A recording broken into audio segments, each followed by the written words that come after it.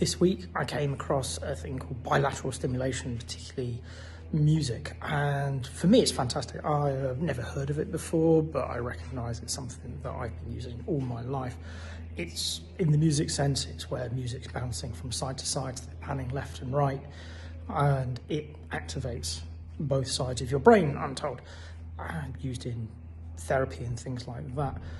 And it's got me thinking, after a few hours of binging it and reading around it, how often do we have this situation where we uncover things about ourselves or the team members that we didn't know before, that is worth bringing out? Maybe they discover, like me, bilateral stimulation's a thing and they quite like music bouncing from either side, and others don't.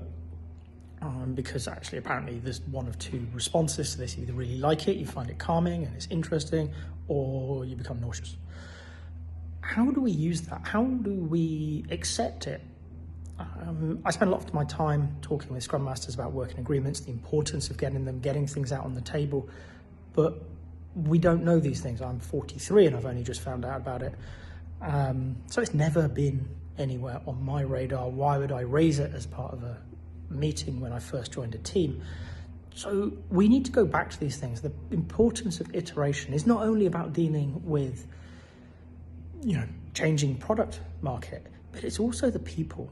So when we're going back, when we're going through retrospectives, make sure you give time to think about the people involved. How have they changed? What have they learned about themselves? Maybe they're becoming better at coding. Maybe they're becoming better at something else. I don't know. But when we're in retrospectives, when we're going back, maybe we bring the working agreement back. What can it do? I don't know if this way of listening to sound is of any use to teams, but for me it's very valuable and it's something that I'm going to play around with more.